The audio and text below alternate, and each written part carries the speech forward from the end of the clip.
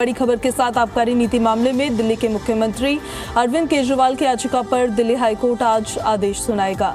High court ने पिछली सुनवाई में दोनों पक्षों की दलीलों को सुना, उसके बाद आदेश सुरक्षित रख लिया। आपको बता दें कि मुख्यमंत्री अरविंद केजरीवाल ने इस केस में अपनी गिरफ्तारी को चुनौती देने के साथ अंतरिम राहत के तौर पर रिहाई की मांग की है। ऐसे में ये देखना होगा कि आज जब फैसला आएगा तो मुख्यमंत्री को कोई राहत मिलती है या नहीं मिलती है।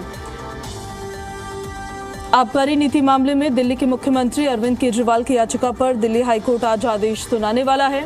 हाईकोर्ट ने पिछली सुनवाई में दोनों पक्षों की दलीलों को सुना था, जिसमें मुख्यमंत्री के पक्ष की तरफ से भी वकीलों ने दलीलें दी थी, ईडी के पक्ष की तरफ से भी वकील ने दलील दी थी। उसके बाद जो फैसला लिया गया या जो आदेश लिया गया उसको सुरक्षित रख लिया गया। आज उसी आदेश को बताया जाएगा, उसी फैसले को सुनाया जाएगा। मुख्यमंत्री अरविंद केजरीवाल ने इस केस में अपनी गिरफ्तारी को चुनौती देने के साथ अंतरिम राहत के तौर पर रिहाई की मांग की है।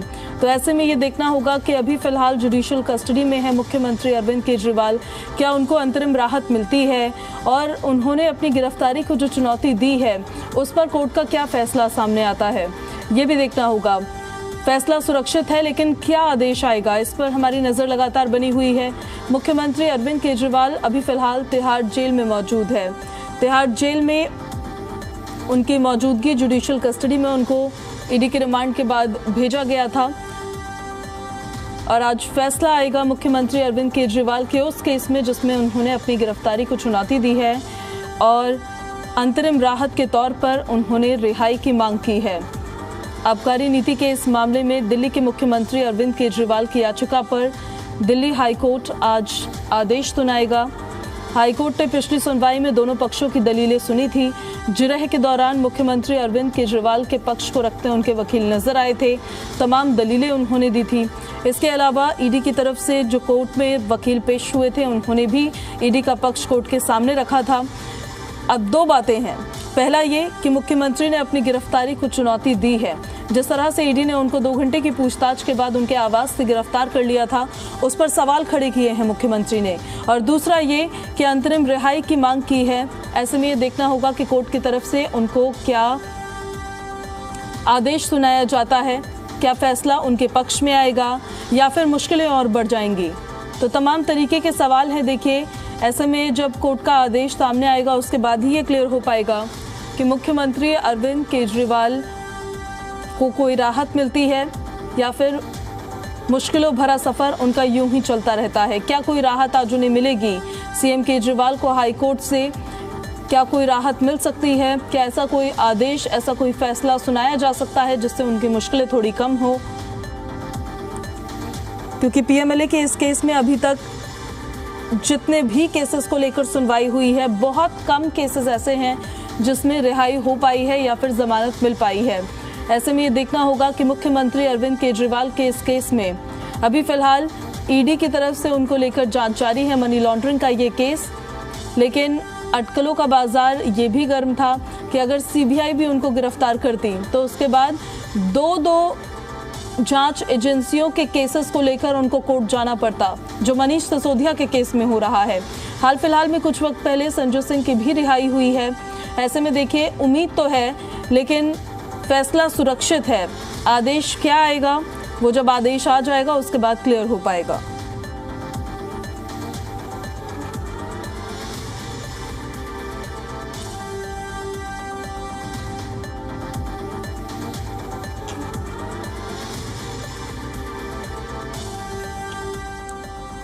और इस खबर पर ज्यादा जानकारी के साथ जी मीडिया संवाददाता अरविंद सिंह हमारे साथ दिल्ली से लाइव कनेक्ट हो गए। सीधे अरविंद का रुख कर लेते हैं।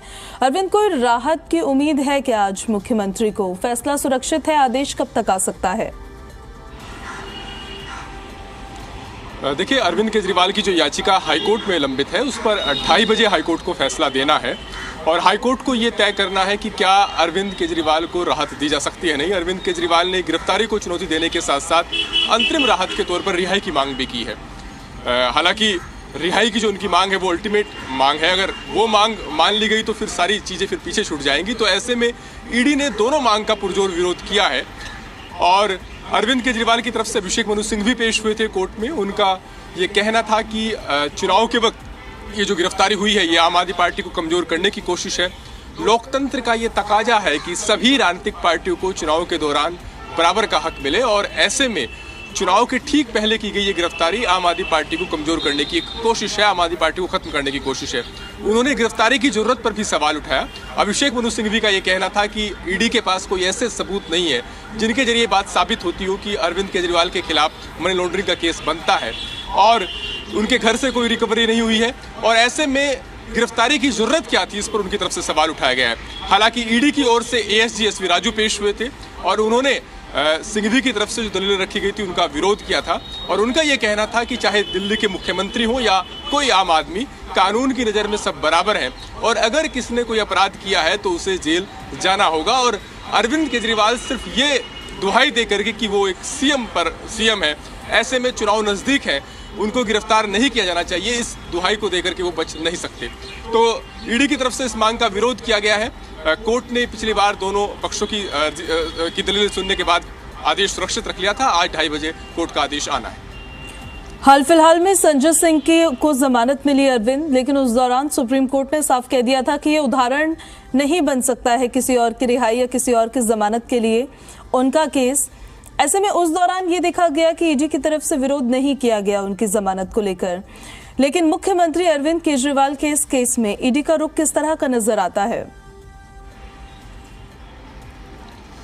देखिए, संजय सिंह को जो जमानत मिली है सुप्रीम कोर्ट से, उसको सीधे तौर पर इस केस से जोड़कर नहीं देखा जा सकता। हालांकि संजय सिंह की जमानत अर्जी के दौरान सुप्रीम कोर्ट ने जो सवाल उठाए, वो सवाल निश्चित तौर पर अरविंद केजरीवाल की तरफ से अभिषेक मनु सिंघवी ने भी उठाए, और वो सवाल निश्चित तौर पर जो उनके वकील हैं उनको एक कानूनी तौर पर एक मेरिट देते हैं कि आखिर इस मामले में कोई रिकवरी नहीं हुई है, कोई पुख्ता सबूत नहीं हुआ है, कोई मनी ट्रेल साबित नहीं हो रही है। ऐसा एलिगेशन रहा है आम आदमी पार्टी के नेताओं का और कोर्ट में उनके वकीलों की तरफ से भी। लेकिन संजय सिंह के केस में कोर्ट ये साफ कर चुका है कि उनको जमानत इसलिए दी गई क्योंकि ईडी ने उनकी जमानत अर्जी का विरोध नहीं किया, और कोर्ट ने संजय सिंह की जमानत अर्जी पर विचार करते हुए केस की मेरिट पर विचार ही नहीं किया, और साथ में ये भी साफ किया था कि संजय सिंह का मामला कोई नज़ीर नहीं बनेगा, यानी कोई दूसरा आरोपी संजय सिंह का हवाला देकर के रियायत की मांग नहीं कर सकता।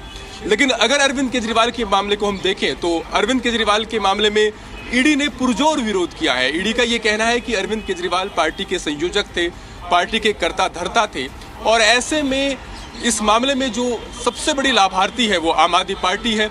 जो रिश्वत की रकम मिली उसमें से 45 करोड़ गोवा के चुनाव प्रचार में खर्च किया गया, और ऐसे में पार्टी के संयोजक होने के नाते भी उनकी जिम्मेदारी बनती है, और अरविंद केजरीवाल आबकारी घोटाले की साजिश के किंग पिन है, ऐसा ईडी का ये कहना है। तो अरविंद केजरीवाल के मामले में ईडी ने पुरजोर विरोध किया। उनका ये कहना है कि वो आबकारी नीति के निर्धारण में, रिश्वत के लेन देन में शामिल रहे हैं। हालांकि बार बार उनके वकील की तरफ से जो बात रखी गई उसका अभिषेक मनु सिंघवी ने पुरजोर विरोध किया है। अभिषेक मनु सिंघवी बार बार गिरफ्तारी की टाइमिंग पर सवाल उठा रहे हैं। उनका ये कहना है कि अगर इतना ही पुख्ता सबूत थे तो फिर पहले गिरफ्तारी क्यों नहीं की गई। जाहिर तौर पर वो ईडी की मंशा पर सवाल उठा रहे हैं। उनका ये कहना है कि चुनाव के वक्त ये गिरफ्तारी की गई है, और साथ ही वो ये भी साफ कर रहे हैं कि जिन गवाहों के बयान पर यह गिरफ्तारी हुई है कभी वो इस मामले में आरोपी हुआ करते थे, और उन लोगों ने जो शुरुआती बयान दिए उसमें कहीं अरविंद केजरीवाल की भूमिका का कहीं कोई जिक्र नहीं किया, लेकिन बाद में वो बयान देते हैं और उसमें अरविंद केजरीवाल की भूमिका पर सवाल उठाते हैं। वो सरकारी गवाह बनते हैं और उसके एवज में उनको जमानत मिल जाती है। यानी वो कहीं ना कहीं ईडी की मंशा पर सवाल उठा रहे हैं कि ईडी मनमाफिक बयान दिलाने की एवज में आरोपियों को सरकारी गवाह बना रही है, और उनमें से कुछ लोगों ने तो बीजेपी को पॉलिटिकल फंडिंग भी दी है, इलेक्ट्रोल बॉन्ड के जरिए चंदा भी दिया है। तो ऐसे में ईडी पर राजनीतिक मंशा से काम करने का आरोप लगा है अभिषेक मनु सिंघवी ने। हालांकि कानूनी तौर पर कितनी मेरिट रहती है इस आर्गुमेंट में, ये देखना होगा जब कोर्ट 2:30 बजे फैसला देगा। अरविंद, आपसे अपडेट्स हम लेते रहेंगे। फिलहाल बहुत शुक्रिया आपका इन सारी जानकारियों के लिए।